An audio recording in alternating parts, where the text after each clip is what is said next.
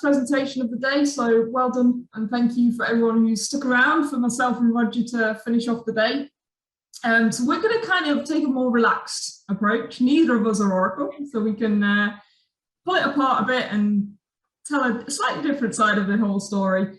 But we hope it's going to kind of help you find a way to bring automation and augmentation together on your analytical journey. So let me just switch decks. Yeah, Abby, you better introduce yourself. Nobody knows who you are. Nobody knows who I am. Yeah, I suppose I probably should do that. So I'll skip through the first one. So I am the data science girl in this presentation. Abby Giles-Haigh, I'm the Chief Data Science Officer at Vertees. Previously, I've been at the NHS doing machine learning on patient data. So looking at ways to improve patient care, reduce costs, and bring that money back into the NHS. Really successful project with Oracle. I then went to the dark side, if you like, and went into financial services for about 18 months doing anti-money laundering. Great time before landing here at Vertees. So now I head up the side that does all things data science, machine learning, with both global and national deployments of data science models. So everything from the tiny POCs through to the global deployments. Roger, how about yourself? Yeah, she didn't say that she also bosses us all around at the ANDOUC. Shocking. I don't do that. That's not fair. Oh, yes, you do. Anyway, so I am, today I'm the analytics guy, and actually that's fairly true. I've been in the industry, this particular industry, for about 23 years. And I'm one of the group directors and owners of Cubics, the Cubics Group.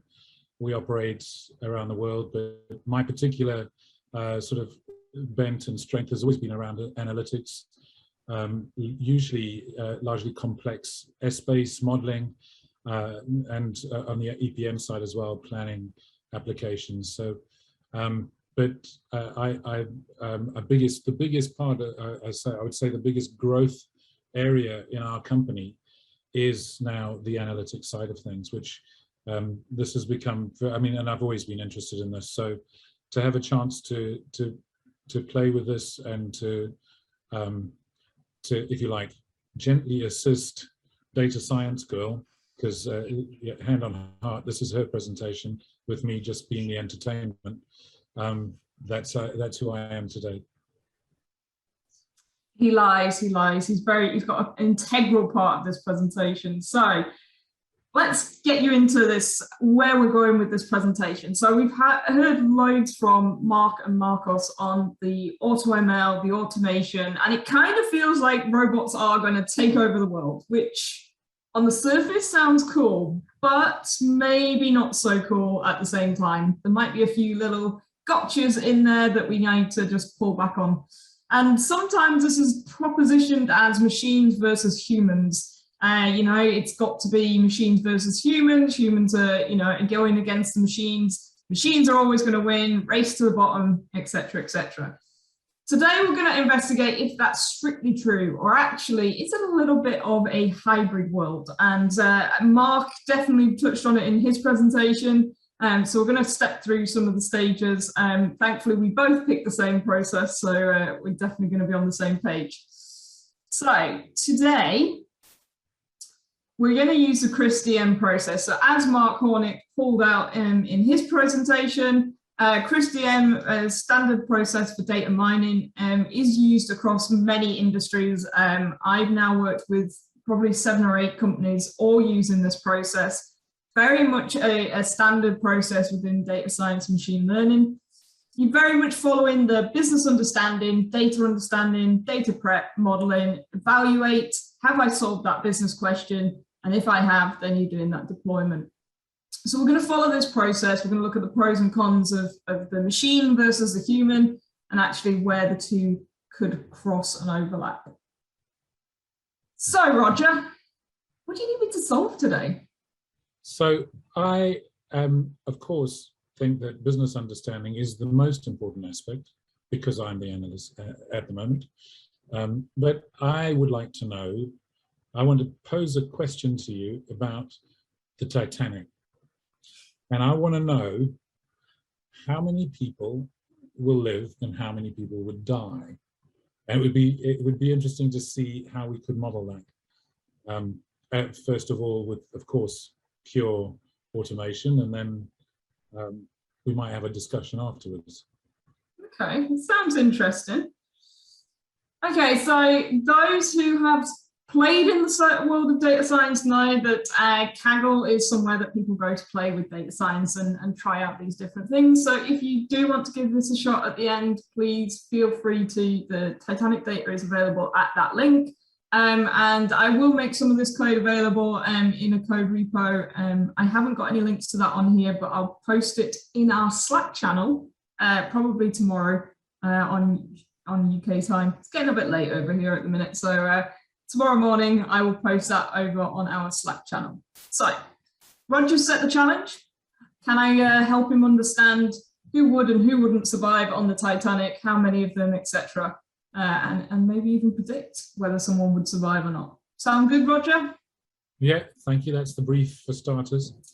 Cool. Okay, so step one of any good data scientist, and every good data scientist will tell you that it takes about 80% of their time is data understanding and that data prep. So what kind of data do I have?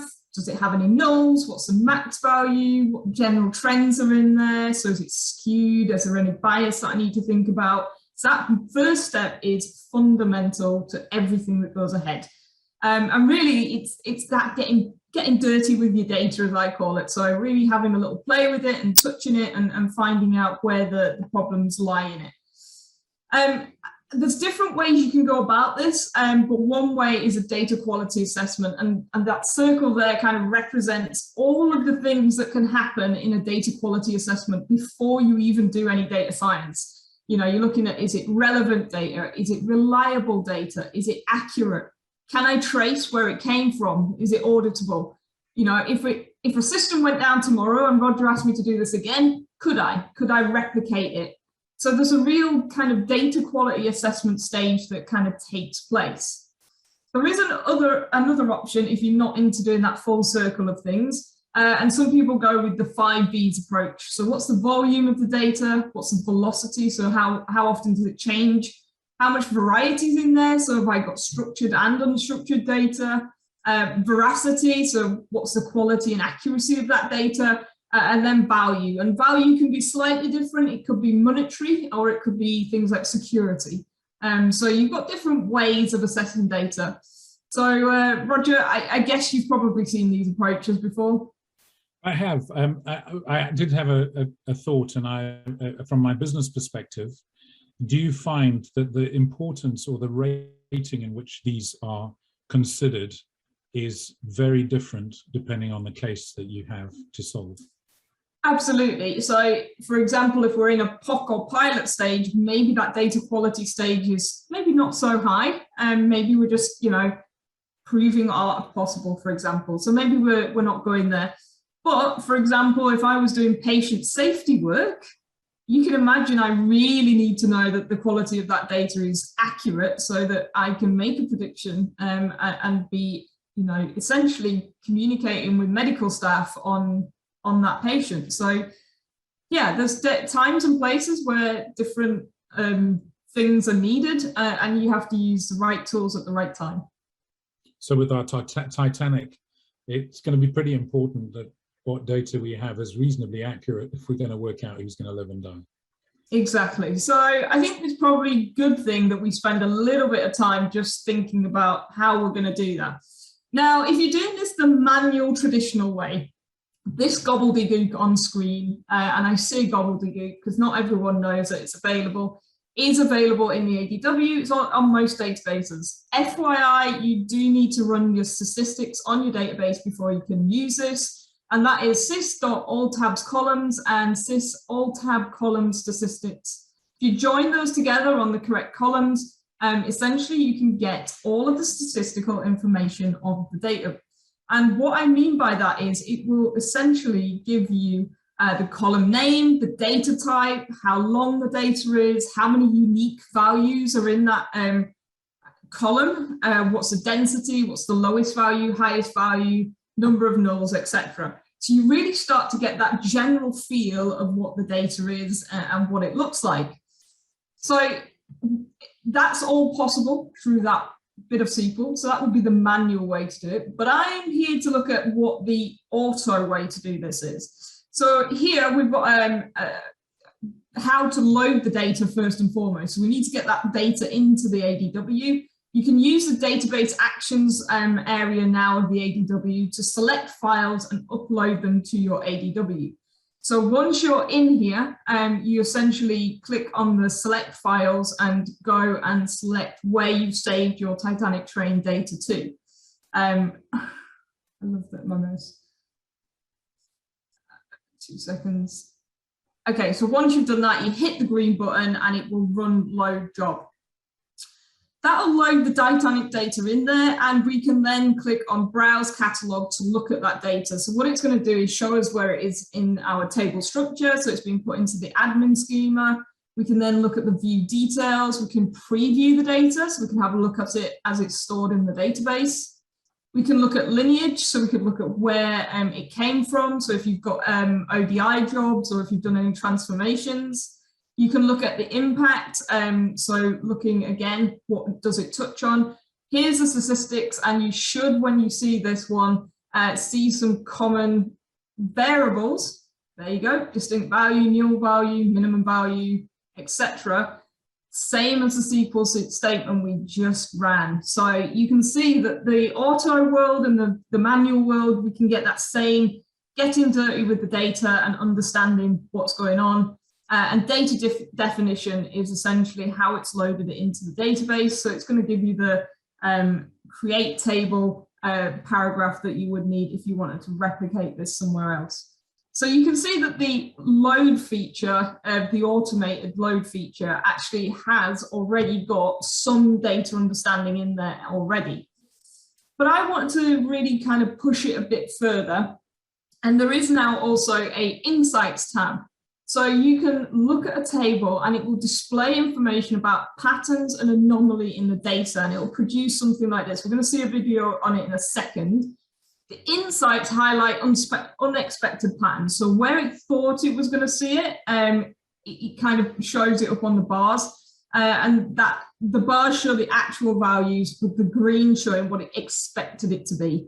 And what this really does is draw your eye into areas where you might want to go and investigate. So for example, parchment, age, sibling numbers, they're all areas that the insight screen is saying, hey, you might want to have a look at. So let's see that in action.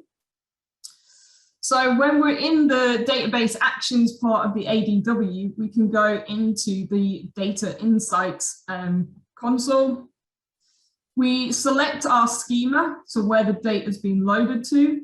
In this case, I'm using the schema DS user, Titanic train, and there you can see I've disabled the auto refresh, and I'm just submitting that to go and get insights from the database. So this will now run essentially unsupervised or machine learning under the hood and give us some insights in there. Well, it's actually supervised because we've told it which column. We're looking at survived there. We could change that survived. We could be looking at age, gender. We could look at sibling. We could change it up.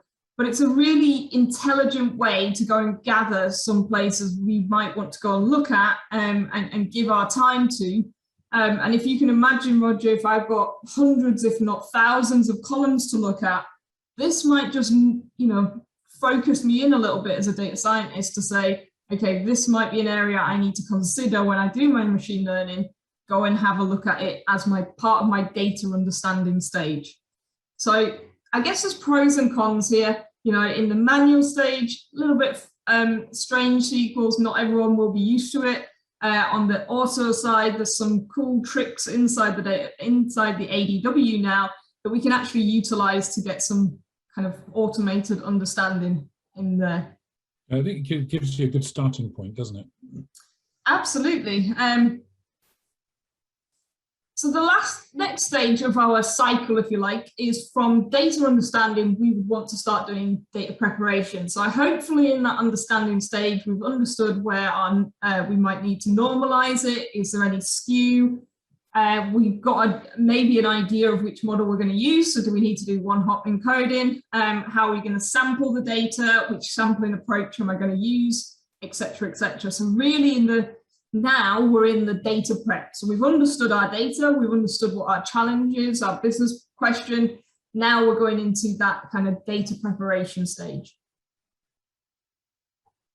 Now, Mark Hornick did touch on this, and I think Marcos did as well. And there's a fantastic feature within, if you're doing this manually, that will do data preparation for you, and that is Prep Auto On.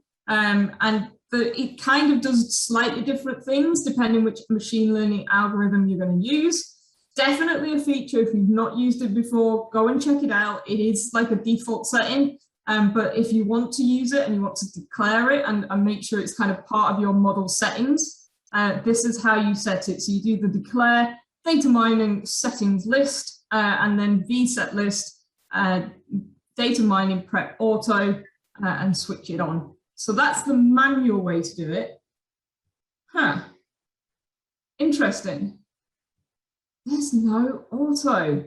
And that's because it's essentially wrapped into AutoML. And Mark kind of went into this quite a lot. So it kind of uses similar things under the hood that we don't really need to worry about in that stage. So it's a manual step. If you're doing the coding manually, it's definitely a manual step you need to think about. But if you're doing it in terms of the AutoML, it's a step that's kind of taken with the modeling. So it's rather than being a two-step process in AutoML, these two boxes end up together. So in the modeling, it's going to be a case of, well, which model are we going to use? Which model is the right one to use? Do we need to be, able to explain it? Do we need to have a way of showing particular results, etc.? And how many models are we going to try? Are we going to try 50 models or just 5? There's different ways of going about picking the right model. So you've got lots of options available to you. Now, I'm not going to go through all of AutoML. That's why we had Mark on the call. Amazing that Oracle came and presented all of that to us. But essentially, this is the pipeline, high-level pipeline that he showed earlier. And we're just going to very quickly, we've done quite a few demos of this already today, show how you do that on the Titanic data. So click on AutoML, click Create, give the experiment a name. So Titanic Model 1. We're telling where the data source is. So if you've got access to multiple schemas, you can select the right schema. If you've just got one schema, you can only get to the one schema. In this case, I know the Titanic data is in my DS user schema, so I'm going to go and grab it. We then tell it which column we want to predict on, and in this case, we want to know who survived and who didn't, and it is a classification model, passenger ID being the unique feature of the one, and we're going to go for better accuracy. So essentially, that's kicked off the experiment. And as Mark said, there's lots of settings you can do in there to make it run quicker or slower, etc. Essentially, in this video, I'm just going to let it run through and show you essentially what it sets up. So you'll see that it initializes, it selects some algorithms and starts doing the adaptive sampling, feature selection, model tuning, and feature prediction impact. That's what I mean by essentially the data preparation stage is taken off your hands and it's brought into the modeling stage. And so again, if you're doing it manually, it's a two-step process. You set up your settings where you can do some of your data preparation. You can use the prep auto, maybe you handle your nulls. If you're doing it with the AutoML, it kind of gets wrapped into the whole AutoML process. So good, so far so good. The model's off and running. I'm just gonna skip over. Once you've got, if it's running, you can leave it, go off, do something else. As you can see here, I did a little screen dump to show that if you come out of that screen, you get on screen that it's running, and you can just refresh the screen until it completes. So if you can imagine this in a busy data science lab, so at the minute I'm running multiple data science projects, it's a really nice way of actually setting one off, getting some early indications of which model might be the best to use, etc. And it's running in the background. I can now be going off and maybe exploring other data sets that I want to bring in to enhance my model. And we're going to come into that later. If you're doing the modeling manually, so this is like the opposite side of the coin, then for example, here we're going to use a SVM model, so a support vector machine model. We have the name, so I've just called it SVM model. It's a classification model. We're going to take from the Titanic train. It's a data mining build. The VSET list, as we looked at earlier for the data prep, we're doing the prep auto on. The case ID, passenger ID, and the target column survived. So you can see some real similarities starting to come to the front in terms of AutoML and the manual side of doing it. You can do multiple manual models and they can all live in the same notebook. So here I've got the random forest, I've got decision tree, GLM, SVM, all doing machine learning models on the Titanic train data. They all live in the same Zeppelin notebook. So you can do this manually, you can do the whole doing multiple models. You don't have to just do one model per Zeppelin notebook. I've definitely been asked that in the past. You can have all your models in the same notebook, which is great because then you can start looking at, okay, which model performed best? Did I use the same training data? Did I do the same data prep? Well, if it's all in the same notebook, you can just follow the notebook through and say, yep, I prepared the data in the same way for all of the models. So it gives them a real way of controlling and having all your notes in one place. Okay, so last stage, evaluation. Okay, so this is probably, as a data scientist, the hardest, the single hardest part of the entire Cressey process. The reason being is that data science, generally speaking, isn't either true or false. It's essentially, it's a case of how much tolerance or how much risk can you take? So have we solved the business question? Well, Roger said, how many people died? Well, I could just count them, but if I'm doing a machine learning model, in this case, is it an acceptable level of prediction? So if I'm predicting X number survived, is that an acceptable kind of precision and recall in my model? Are there any business requirements I haven't answered?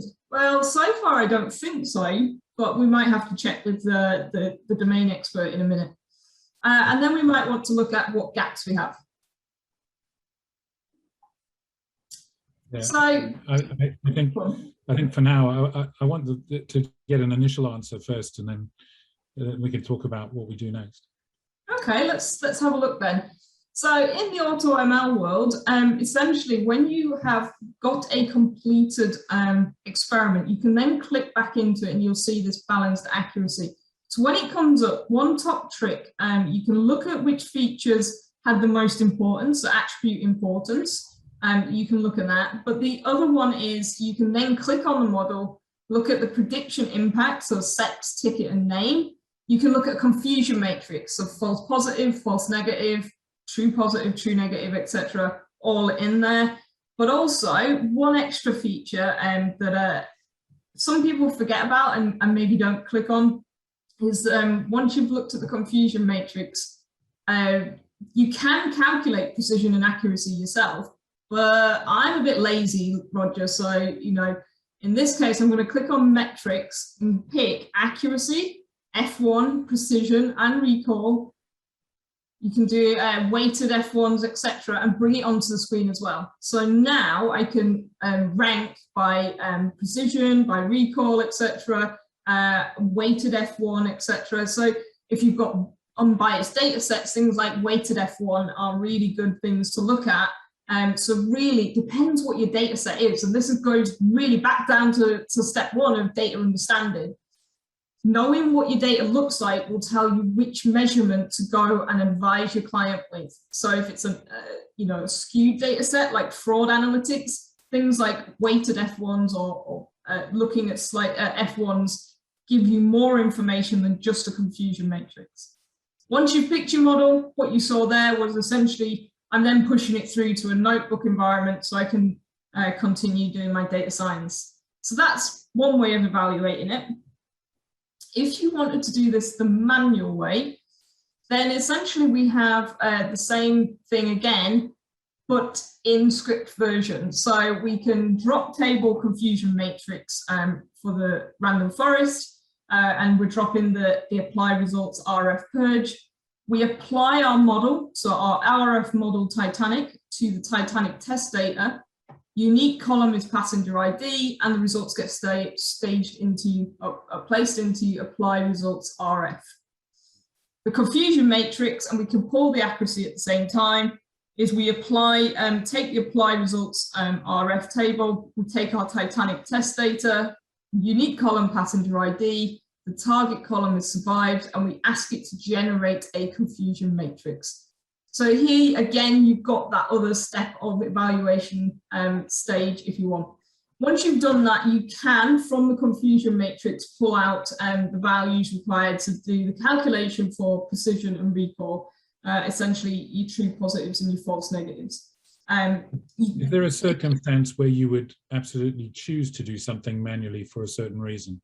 Because I don't see why you would. If it... Yes, and that one would be partition models. So if you have partitioned your model, say you have a model for weekdays versus weekends, you want to do the evaluation on the different partitions, not necessarily the whole model. Okay, interesting. So otherwise I wouldn't be bothered. If you get to the same place and it does it all for you, then why?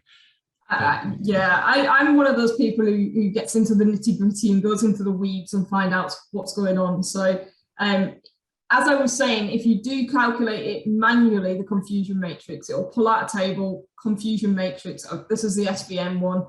And what I've done on the right-hand side there is just said, like, the top one's true negative, true positive, false negative, false positive.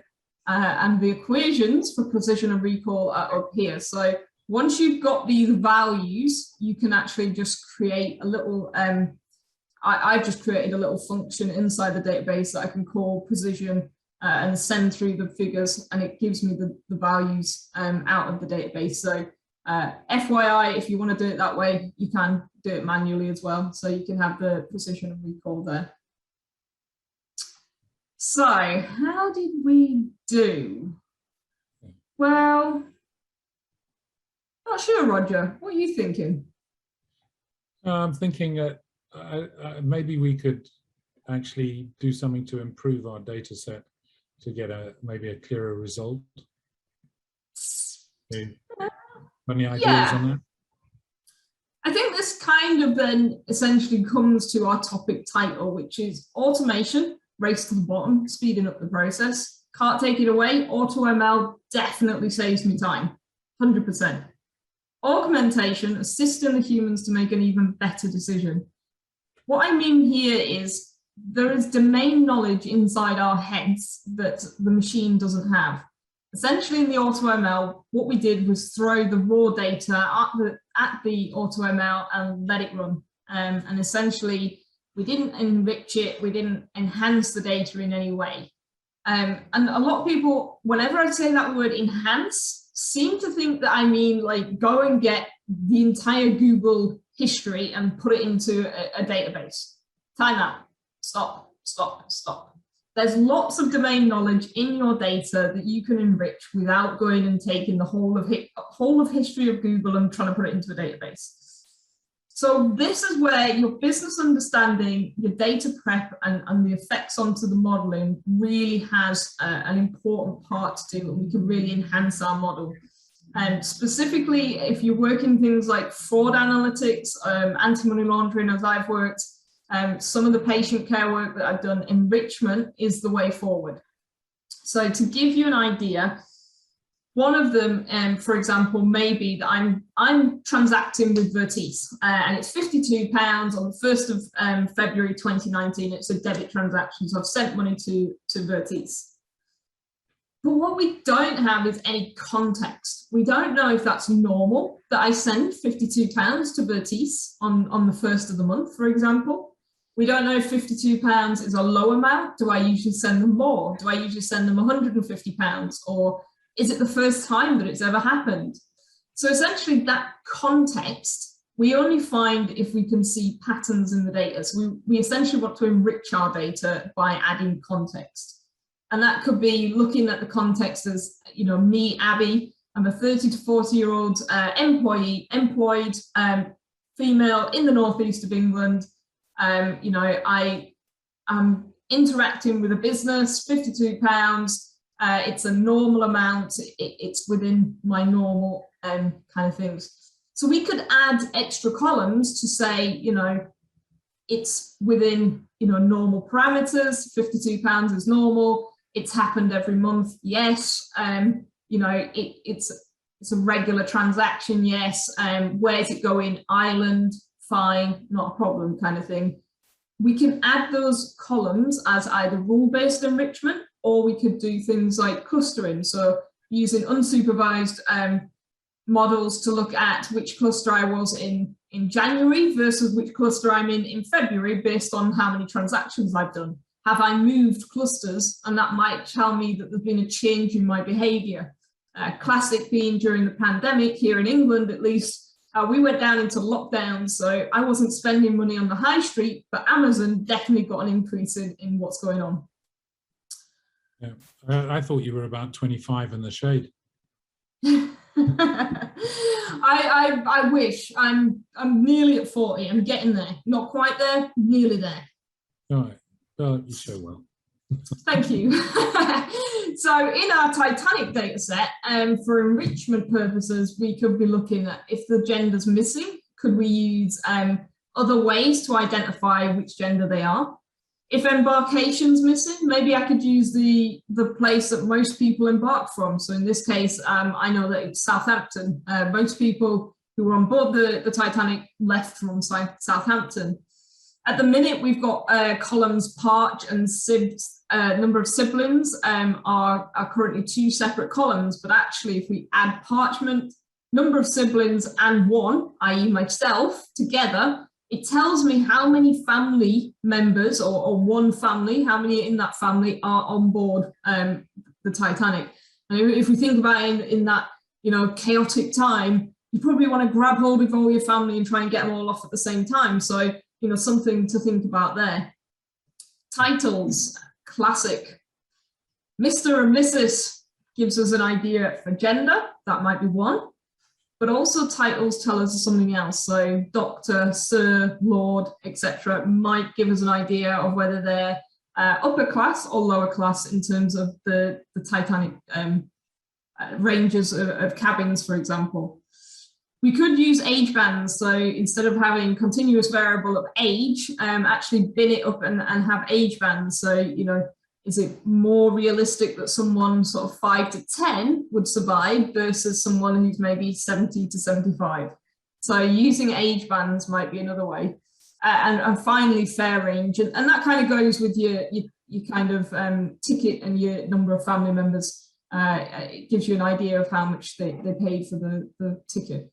And so there's other things that could feature if we had the data for it, like how close the particular deck was, to the particular cabin was to the deck. So I presume the upper class were closer to the deck or above the deck, and lower classes were down in the depths of the ship. So those sort of things could probably play. Exactly. So you could really start to enrich your data, and these are just ideas for the Titanic. I really think if you stop and think about your data, you could really enrich it and add context without bringing the whole of Google into your database and bring some new insight that you probably haven't thought of before. If we then put that enrichment back through the data insights, you know, this is what we had before. So before we had the enrichment, and if we now look at it once we've done the enrichment, you can see that it's actually pulling out different areas for me to look at. So I pulled out a number of family members and I enriched it with title and sibling. and it's giving me new areas to go and look at insight and giving me understanding from that enrichment. So really think about that step of processing and understanding as being quite circular to a certain extent, while you get to know which enrichment features are good and bad. And it might be, again, and this is a plus point in my perspective, is you put all these enriched columns in and it might not be necessary. So in the AutoML, when you then look at which feature impacts the prediction, you can then see which enrichment features weren't maybe necessary. So especially if you're looking at things like GDPR or personal identifiable data, can I drop a data field so that I reduce how easy it is to track down that person? It can give you a clue as to where that might be able to you might be able to employ those skills or techniques whilst maintaining a good data science or machine learning model. So let's put that back through. Again, very simple. Essentially, we just create another experiment. So I've done my enrichment, I create a new AutoML model, Titanic, but this time call it enrichment. Change my data source. This time I've done the work in my schema, so the Abby ML schema. I look for my enrichment view or table, and there it is, enriched train. Everything else after that point is the same because we're still predicting survive. We just changed, and the case ID, passenger ID is still there. But we may have now additional columns coming through, which is essentially the enrichment we've done. So you can see that really there's some real big pros to this AutoML in the sense of, you know, we can run it on the raw data, but then whilst it's running, whilst it's doing its experiments, go off and start doing a bit more data investigation, doing a bit more enrichment, looking for potentially options that we could use for our machine learning. So once it's completed, we can go back in and we can do what we did before. We can look at the models, we can grab the metrics, we can look at how well it did. So we can grab the accuracy, precision, recall, bring them back on stream. Now, you probably didn't remember what the numbers were from the last one, so don't worry, I have put them all on one slide for us. So we're just going to take 2 minutes here before we wrap up, just to compare and contrast. So on the AutoML, without enrichment, we can see precision was 0.80, with enrichment goes up to 0.81, recall 0.75, it's slightly lower on the enriched. And then if we did it manually, again, we have precision 0.375, with enrichment 0.352, recall slightly lower and slightly higher. So again, depending what your business question is on whether you need to focus on the confusion matrix and balancing the trade-off between risk and reward, whether it's precision, whether it's recall, whether it's weighted F1, really think about kind of different ways to evaluate your models. But then more importantly, just take a moment to get dirty with your data and look at where you can enrich it. So if we can piece it all together, here we are, Roger, we've brought it all together. What do you think? I think it's interesting to see that actually it was fairly close, but it was improved when we enhanced the data.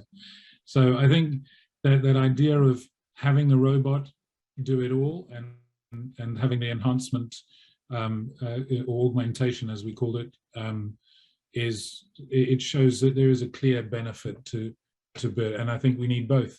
I don't think there's a time yet where we can say the machine can do it all. So I think that's what this demonstrates.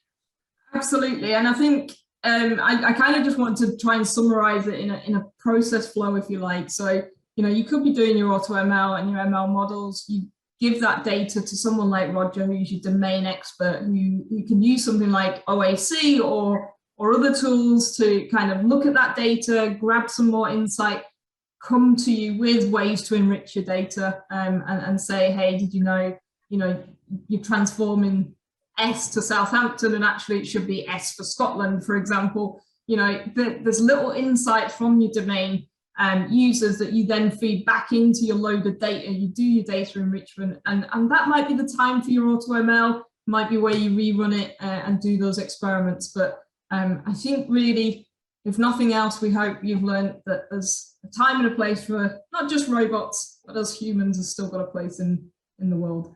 Yeah, I think that's true. One thing I do know, I'd hate to have been the insurance house that insured the Titanic.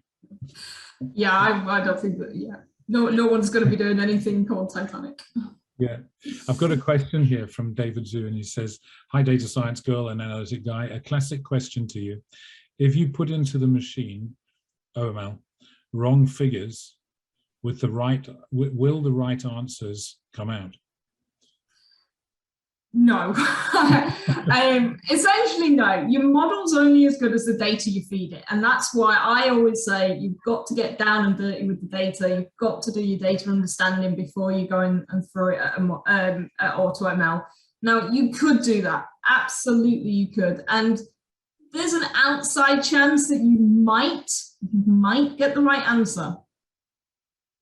But this is where the expertise of a data scientist comes in. This is when they'll go down and do some spot checks, and they'll check why it came out there, look at the attribute importance, they'll look at, you know, which ones impacted the result. They'll maybe have synthetic data where they skew it in and put bias in there. So classic example, you know, there's been reports of this before where a certain credit card company would not give credit cards to females of a certain age. And it turned out that they had no training data of females of a certain age. So as far as the machine learning model was concerned, it had never met it, so they were never going to get a credit card. And the way that was discovered was essentially, you know, a data scientist going, I'm going to skew all the data to be female 40 and see if they'll get a credit card. And the answer was no every single time. And sometimes that's where you essentially, you kind of, you need that expertise. You still need that human element. I think the other one to be really aware of these days is equality or, you know, ethics and AI. So are you going to impact adversely a specific population group because of your machine learning model? And that can be, you know, you training on historic data, so that part of the population has never been in the data set, or it could be, you know, it's just something that we've never seen before. Your data is drifted. So think about the pandemic, you know, our behaviors changed quite dramatically because of what events unfolded in front of us. We all changed our behaviors, and essentially machine learning models had to be retrained because our behaviors changed. So really think outside the box a little bit. How can I test the model? There is an outside chance you throw bad data at it, it's going to predict what you thought it was going to predict. But I would really dive into it and figure out what's going on. Yeah, I think David was just messing with us.